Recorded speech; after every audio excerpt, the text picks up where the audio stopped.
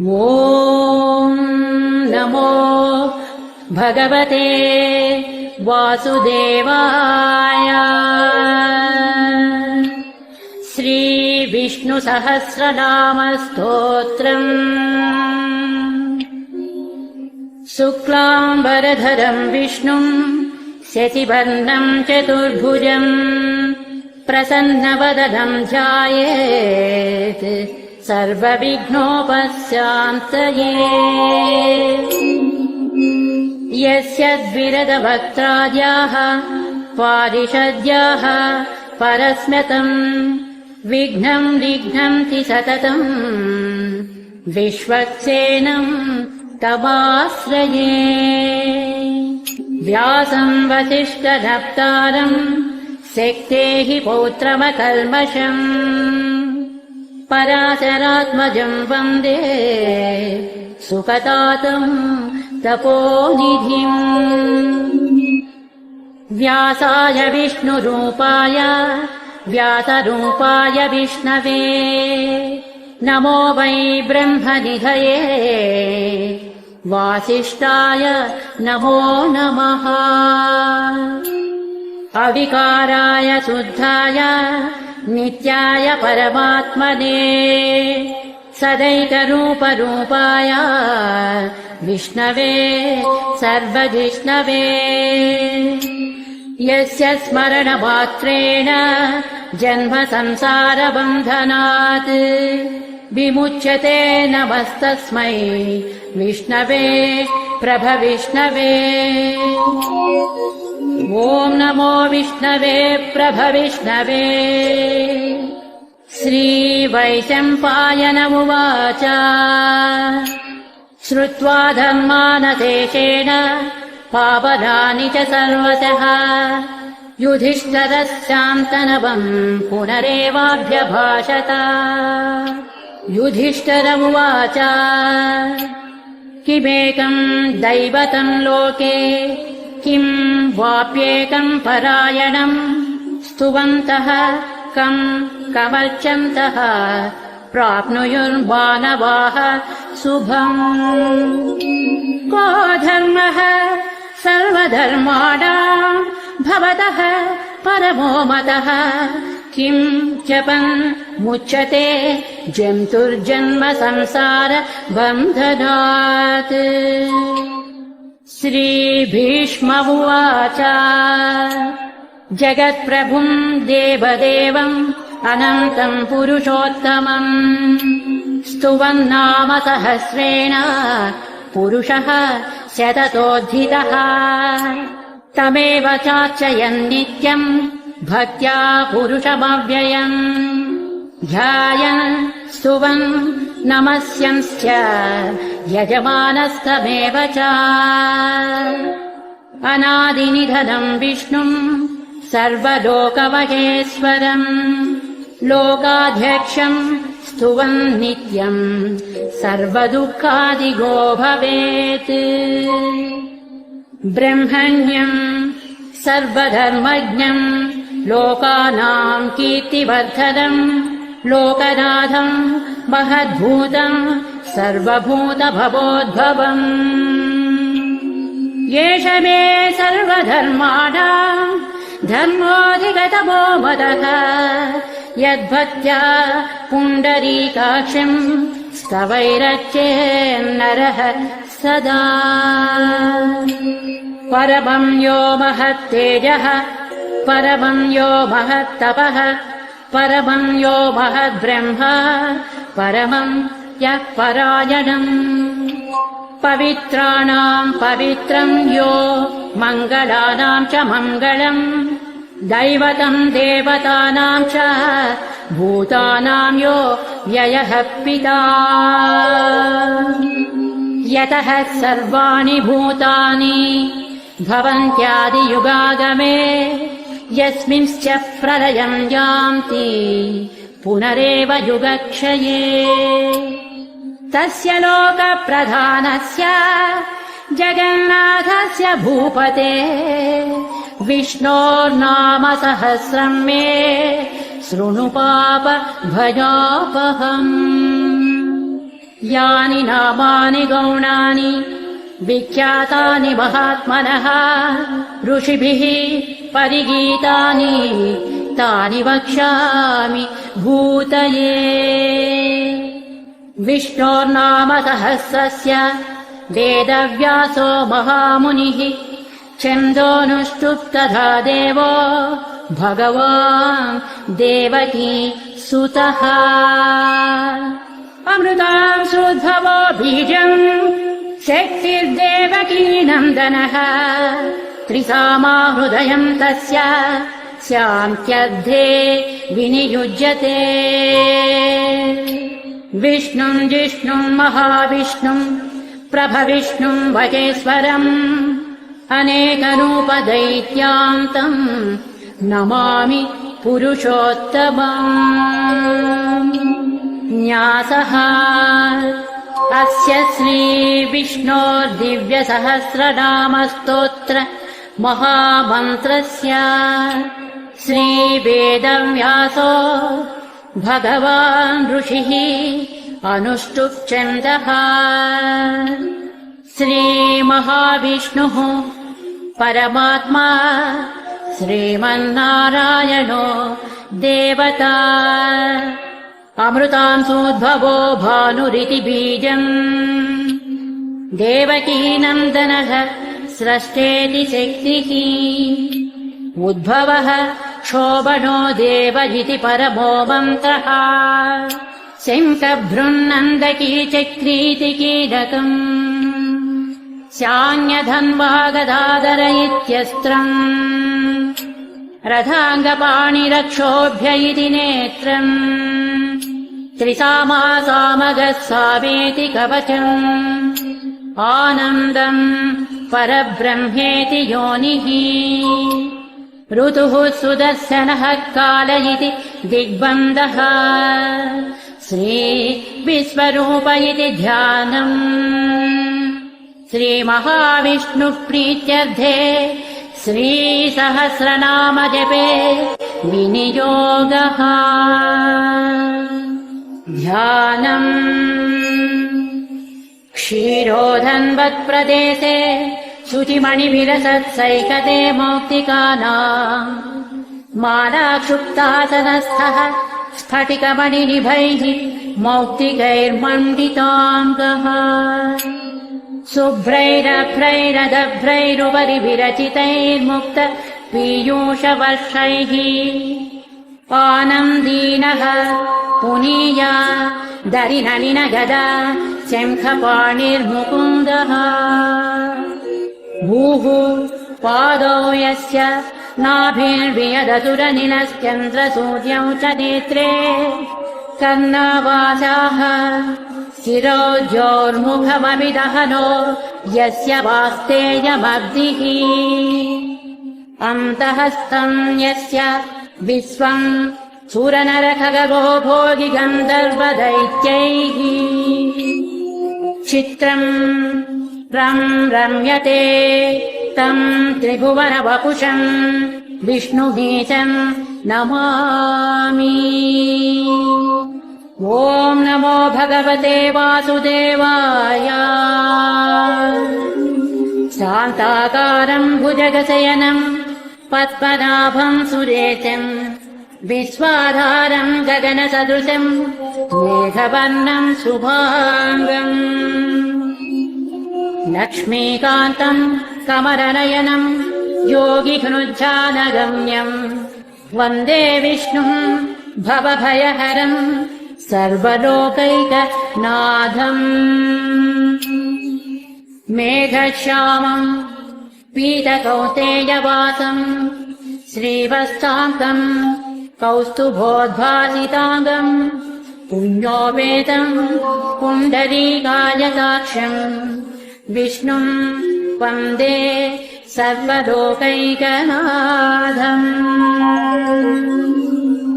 नमः समस्तभूतानाम् आदिभूताय भूभृते अनेकरूपरूपाय विष्णवे प्रभविष्णवे। सशङ्खचक्रम् सकिरीटकुण्डलम् सपीतवत्सं सरसीरुहेक्षणम् सहारवक्षस्थलशोभिकौस्तुभम् नमामि विष्णुम् स्थिरसा चतुर्भुजम् छायायाम् पारिजातस्य हेमसिंहासनोपरि आदीनमम्बुधस्यामवायताक्षमलम् कृतम् चन्द्राननम् चतुर्बाहुम् श्रीवत्साङ्कितवक्षसम् रुक्मिणी तस्य भावाभ्याम् सहितम् कृष्णमाश्रये हरिः ओम् विश्वम् विष्णुर्वषट्कारो भूतभव्यभवत्प्रभुः भूतकृद्भूतभृद्भावो भूतात्मा भूतभावनः भूतात्मा परमात्मा च मुक्तानाम् परमागतिः अव्ययः पुरुषः साक्षी क्षेत्रज्ञोऽक्षर एव च योगो योगविदाम् नेता प्रधानपुरुषेश्वरः नारसिंहवपुः श्रीमान् केशवः पुरुषोत्तमः सर्वः शिवः स्थाणुर्भूतादिर्निधिरव्ययः सम्भवो भावनो भक्ता प्रभवः प्रभुरीश्वरः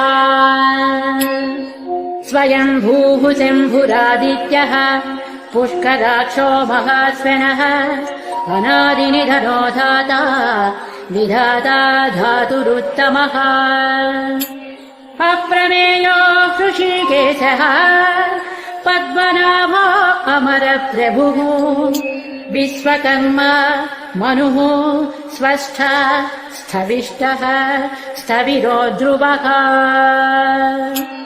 अग्राह्यः शाश्वतः कृष्णो लोहिताक्षः प्रतर्धनः प्रभूतस्त्रिककुब्धाम पवित्रम् मङ्गलम् पदम् ईशानः प्राणदः प्राणो ज्येष्ठः श्रेष्ठः प्रजापतिः हिरण्यगर्भो भूगर्भो माधवो मधुसूदनः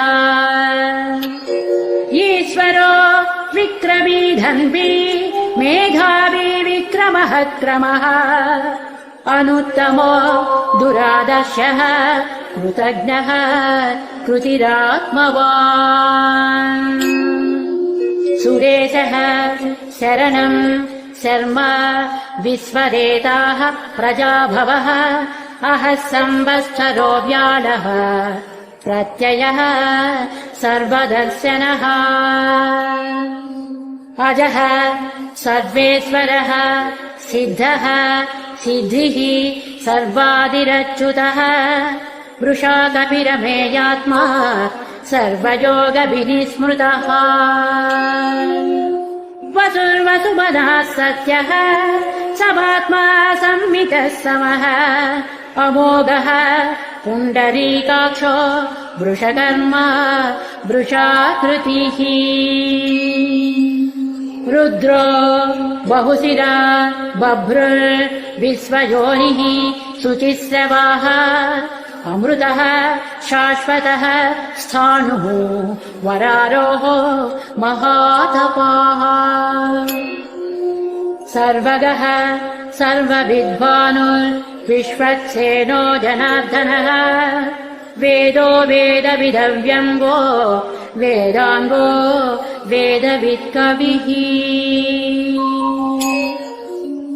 लोकाध्यक्षः सुराध्यक्षो धर्माध्यक्षः कृताकृतः चतुरात्मा चतुर्व्यूहः चतुर्दंष्ट्रः चतुर्भुजः भ्राजिष्णुर्भोजनम् भोक्ता सहिष्णुः जगदारिजः अनघो विजयो जेता विस्मयोनिः पुनर्वसुः उपेन्द्रो वामरः प्रांशु अमोघः शुचिरोज्जितः अतीन्द्रः सङ्ग्रहः सर्गो धृतात्मा नियमो यमः वेद्यो वैद्यः सदा योगी वीरः माधवो मधुः अतीन्द्रियो महामायो महोत्साहो महाबलः महाबुद्धिर्महावीर्यो महाशक्तिर्महाद्युतिः अनिर्देश्य वपुः श्रीमान् अमेयात्मा महादिदृत् महेश्वानो महीभक्त श्रीनिवासः सतां गतिः अनिरुद्धः सुरानन्दो गोविन्दो गोविदाम्पतिः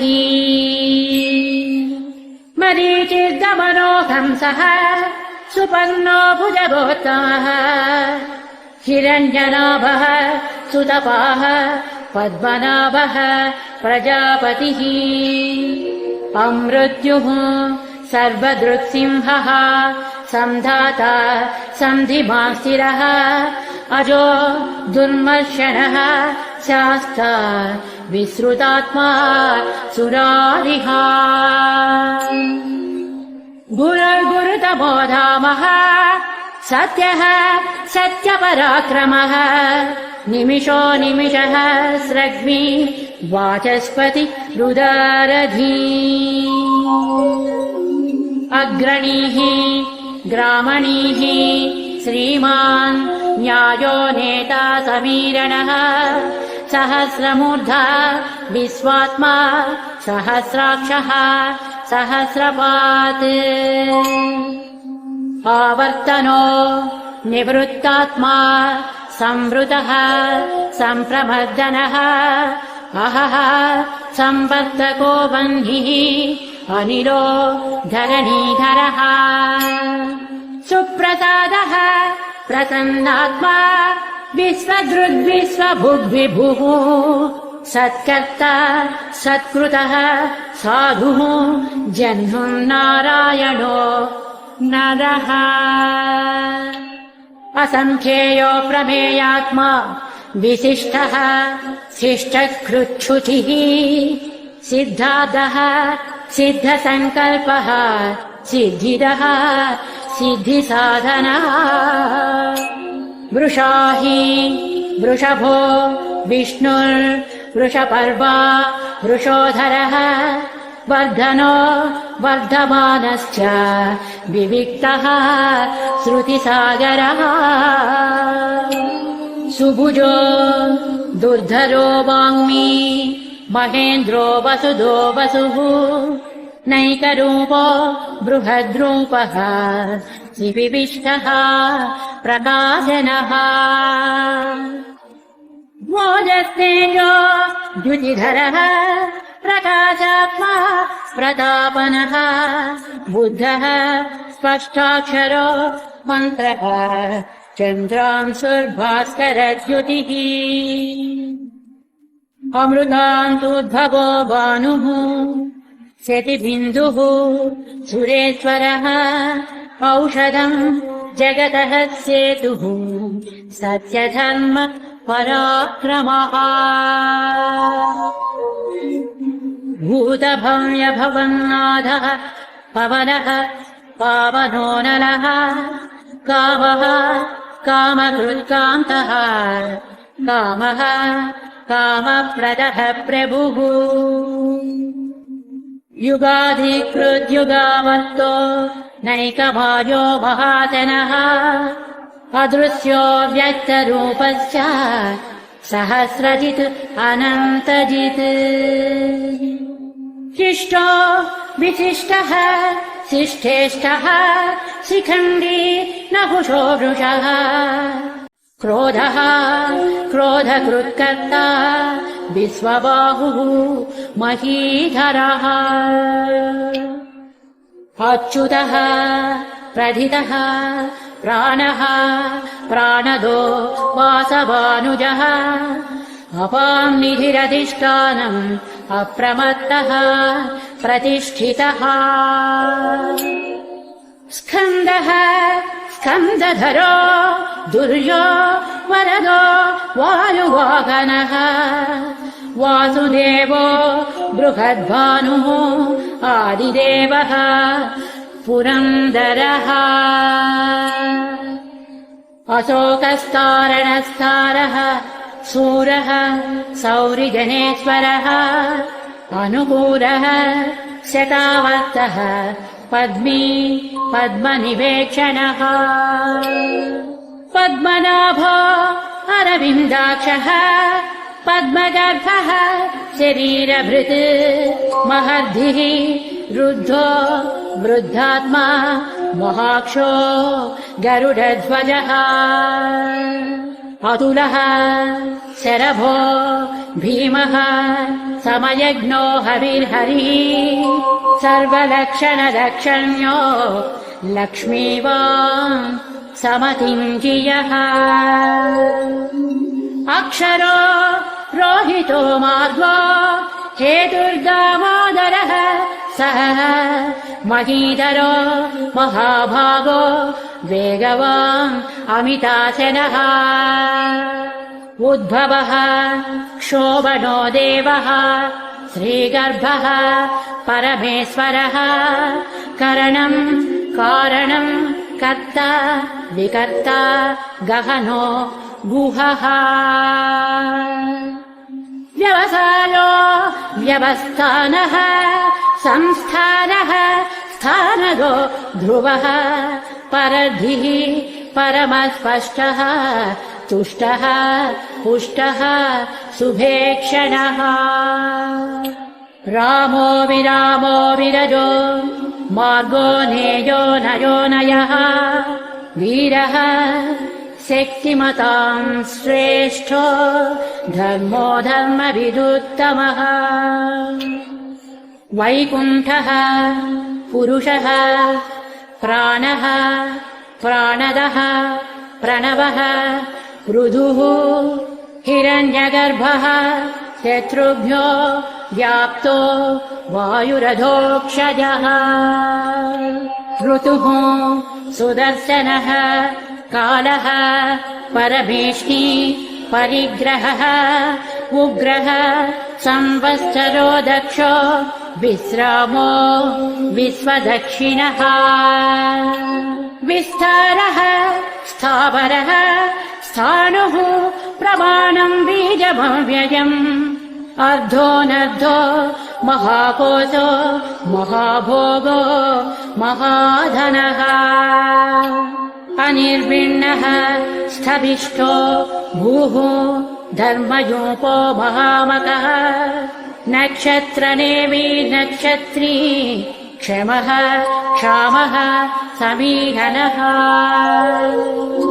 यज्ञयुज्यो महेज्यस्य क्रतुः सत्रम् सताम् गतिः सर्वदर्शी विमुक्तात्मा सर्वज्ञो ज्ञानमुत्तमम् सुव्रतः सुमुखः सूक्ष्मः सुभाषः सुखदः सुहृत् मनोहरो जितक्रोधो वीरबाहुर्विदारणः स्वापनः स्ववसो व्यापी नैकात्मा नैककर्मकृत् वश्चरो वश्चलो वश्ची रत्नगर्भो धनेश्वरः धर्मकृद्धर्मी सदसक्षरमक्षरम् अविज्ञाता सहस्रांशुः विधाता कृतलक्षणः गभस्तिनेमिः सत्त्वस्थः सिंहो भूतमहेश्वरः आदिदेवो महादेवो देवेशो देवभृद्गुरुः उत्तरो गोपतिर्भोक्ता ज्ञानगम्यः पुरातनः शरीरभूतभृद्भोक्ता कपीन्द्रो भूरि दक्षिणः सोमपोऽमृतपः सोमः पुरुजित् पुरुषोत्तमः विनयो जयः सत्यसन्धो दासार्हः सात्वताम् पतिः जीवो विनयिता साक्षी मुकुन्दोमित विक्रमः अम्बोनिधिः अनन्तात्मा महोदधिशयोऽन्तकः अजो महार्हः स्वाभाव्यो जितामित्रः प्रमोदनः आनन्दो नन्दनो नन्दः सत्यधर्म त्रिविक्रमः महर्षिः कपिलाचार्यः कृतज्ञो मेदिनीपतिः त्रिपदत्रिदशाध्यक्षो महाशृङ्गः कृतान्तकृत् महावराहो गोविन्दः सुषेणः कनकाङ्गदी गुह्यो गभीरो गहनो गुप्तश्चक्रगदाधरः वेदाः स्वाङ्गोदितः कृष्णो दृढः सङ्कर्षणोच्युतः वरुणो वारुणो वृक्षः पुष्कराक्षो महामनाः भगवान् भगहानन्दी वनमाली हलायुधः आदित्यो ज्योतिरादित्यः सहिष्णुः गतिसत्तमः सुधन्वा खण्डपरशुः दारुणो द्रविणप्रदः दिवक्स्पृक्सर्वदृग्व्यासो वाचस्पतिरयो निजः त्रिसामा सामगः साम निर्वाणम् भेषजम् विशत् सन्न्यासकृच्छमः शान्तो निष्ठा शान्तिः परायणम् शुभाङ्गः शान्तिदः स्रष्टा कुमुदः कुवलेशयः गोहितो गोपतिर्गोप्ता वृषभाक्षो वृषप्रियः अनिवर्ती निवृत्तात्मा संक्षेप्ता क्षेमकृच्छिवः श्रीवत्सवक्षाः श्रीवासः श्रीपतिः श्रीमताम्बरः श्रीदः श्रीशः श्रीनिवासः श्रीनिधिः श्रीविभावनः श्रीधरः श्रीकरः श्रेयः श्रीमान् लोकत्रयाश्रयः स्वक्षः स्वङ्गः शतानन्दो नन्दिर्ज्योतिर्गणेश्वरः विजितात्मा विधेयात्मा सत्कीर्तिर्छिन्न संशयः उदीर्णः सर्वतश्चक्षुः अनीतः शाश्वतस्थिरः भूषयो भूषणो भूति विशोकः शोकनाशनः अर्चिष्मानर्चितः कुम्भो विशुद्धात्मा विशोधनः अनिरुद्धो प्रतिरथः प्रद्युम्नोमित विक्रमः कालनेमिनिः वीरः शौरिः शूरजनेश्वरः त्रिलोकात्मा त्रिलोकेशः केशवः केशिः हरिः कामदेवः कामपालः कामी कान्तः कृतागमः अनिर्देश्य वपुः विष्णुः वीरोऽनन्तो धनञ्जयः ब्रह्मण्यो ब्रह्मकृद्ब्रह्मा ब्रह्म ब्रह्म विवर्धनः ब्रह्मवित् ब्राह्मणो ब्रह्मी ब्रह्मज्ञो ब्राह्मणप्रियः महाक्रमो महाकर्मा महातेजा महोरगः महाक्रतुः महायज्वा महायज्ञो महाहविः स्तव्यः स्तवप्रियः स्तोत्रम् स्तुतिः स्तोतारणप्रियः पूर्णः पूरजिता पुण्यः पुण्यकीर्तिरनामयः मनोजवस्थितकरो वसुरेता वसुप्रदः वसुप्रदो वासुदेवो वसुर्वसुमना हविः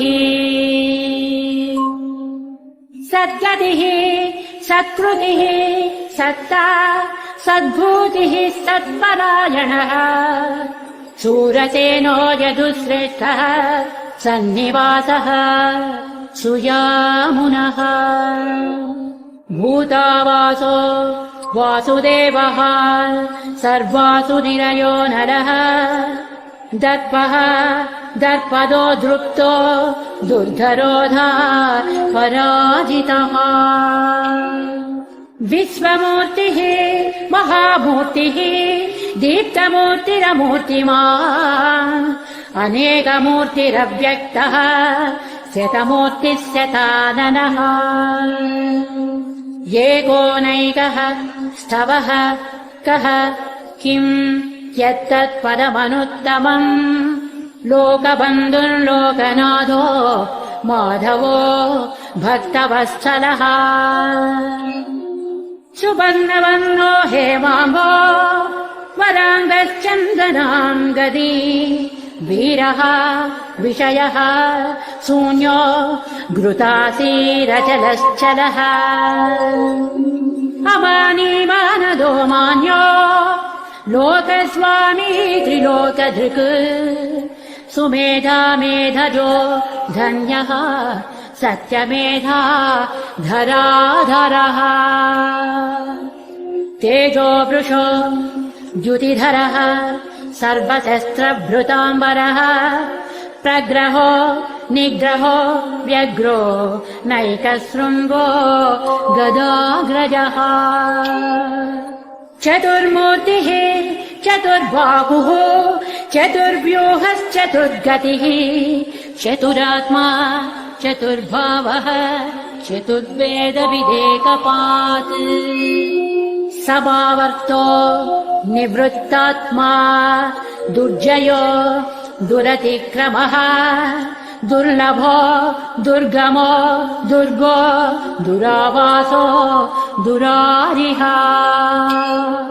शुभाङ्गो लोकसारङ्गः स्तुतन्तु वर्धनः इन्द्रकर्मा महाकर्मा कृतकर्मा कृतागमः बुद्भवः सुन्दरः सुन्दो रत्ननाभः सुलोचनः अर्को वाजसनः शृङ्गी जयन्तः सर्वविजयी सुवर्णबिन्दुरक्षोभ्यः सर्ववागीश्वरेश्वरः महाह्रदो महाकर्तो महाभूतो महानिधिः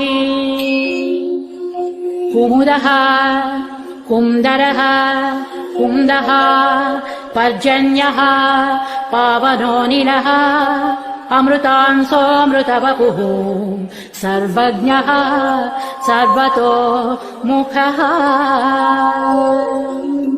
सुरभः सुव्रतः सिद्धः शत्रुजित्शत्रुतापनः न्यग्रोधोदुम्बरो अश्वत्थः चाणूरान्द्र निषूदनः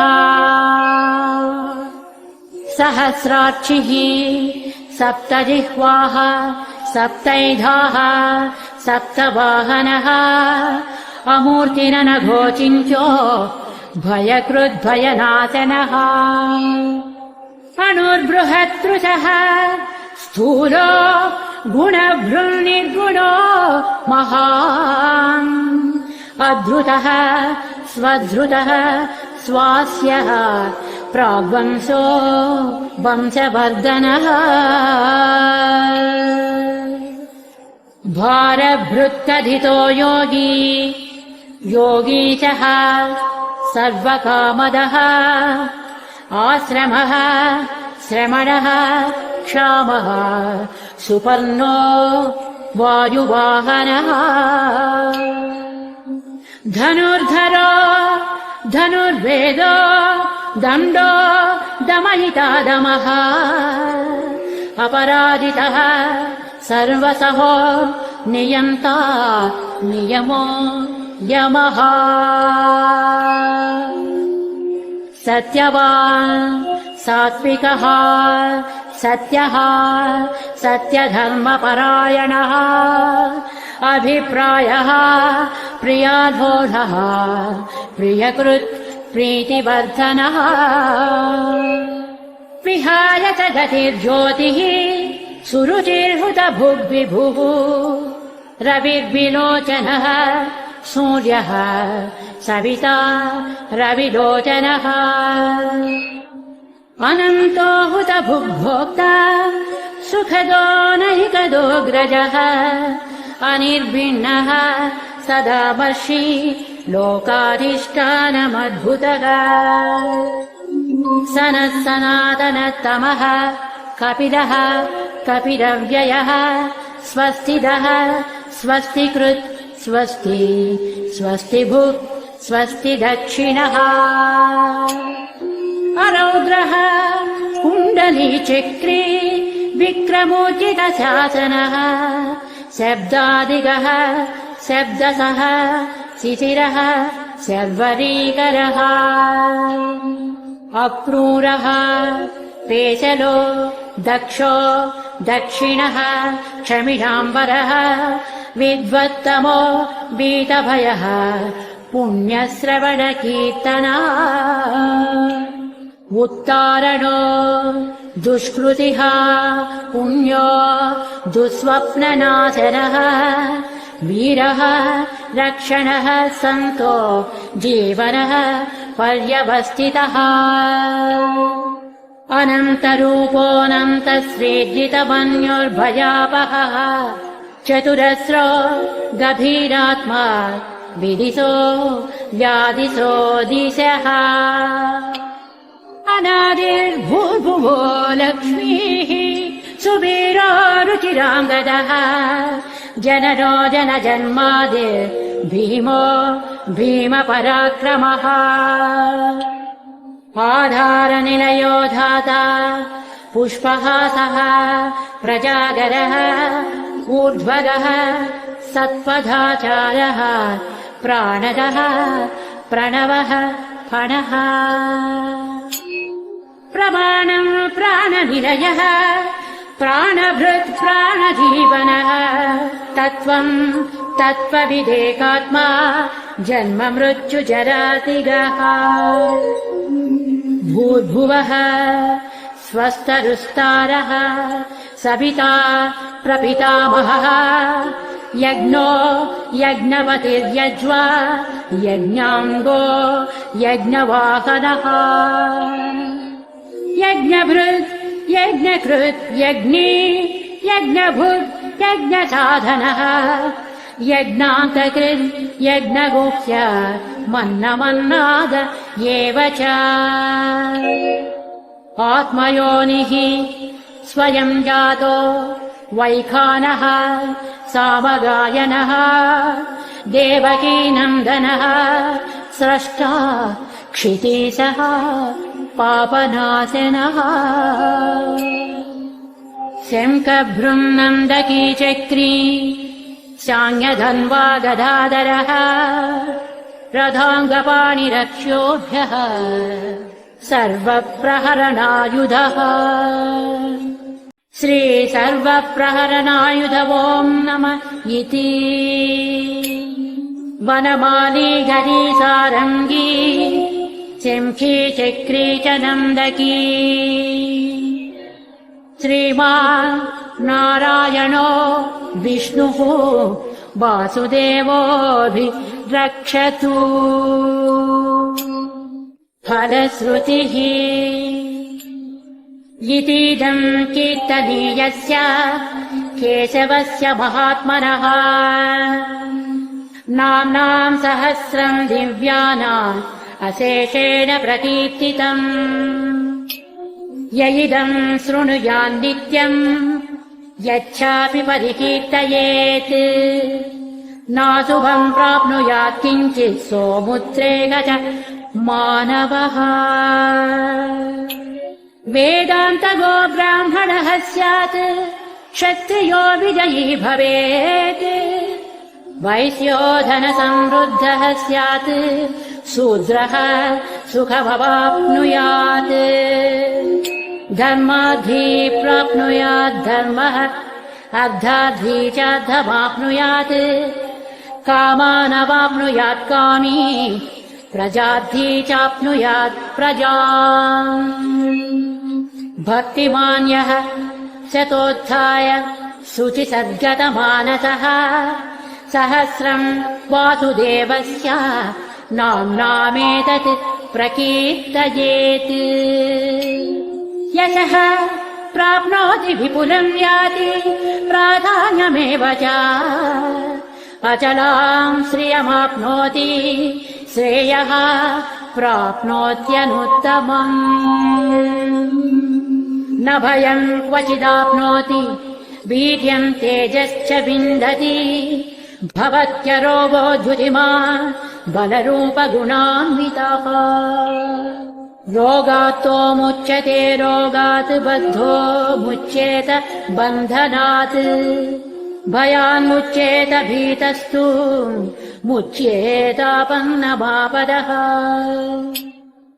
दुर्गान्यतितरत्यासु पुरुषः पुरुषोत्तमः स्तुवन्नाम सहस्रेण नित्यम् भक्तिसमन्वितः वासुदेवाश्रयो मर्त्यो वासुदेव परायणः सर्वपापविशुद्धात्मा याति ब्रह्म सनातनम् न वासुदेव भक्तानाम् अशुभम् विद्यते क्वचित् जन्म मृत्यु जरा व्याधि भयम् नैवोपजायते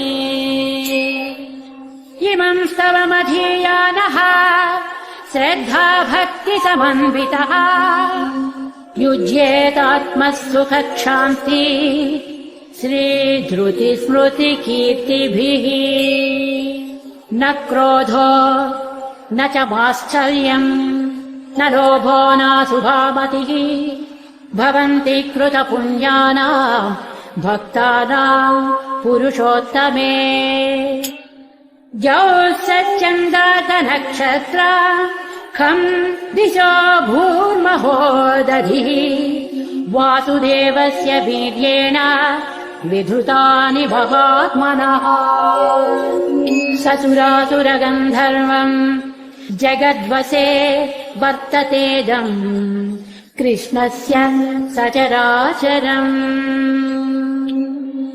इन्द्रियाणि मनोबुद्धिः सत्त्वम् तेजो बलम् धृतिः वासुदेवात्मकान्याहुः क्षेत्रम् क्षेत्रज्ञ एव च सर्वागमानामाचारः प्रथमम् परिकल्पते आचारप्रभवो धर्मो धर्मस्य प्रभुरच्युतः ऋषयः पितरो देवा महाभूतानि धातवः जङ्गमाजङ्गमम् चेदम् जगन्नारायणोद्भवम्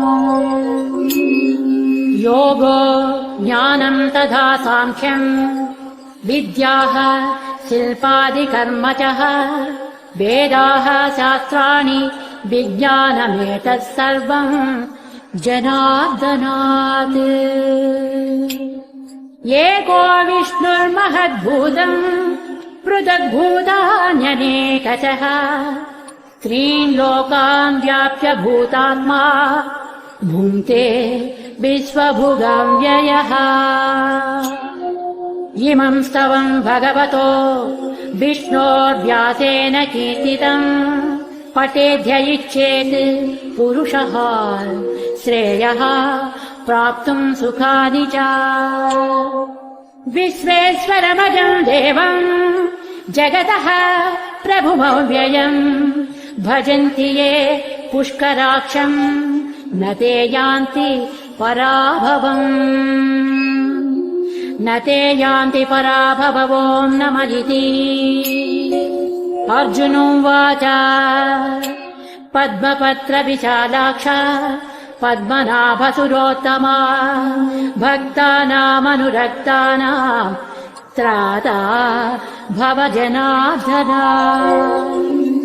श्रीभगवानुवाच यो माम् नाम सहस्रेण स्तोतुमिच्छति पाण्डव सोऽहमेकेन श्लोकेन स्तुत एव न संशयः स्तुत एव न संशयः ॐ नम इति।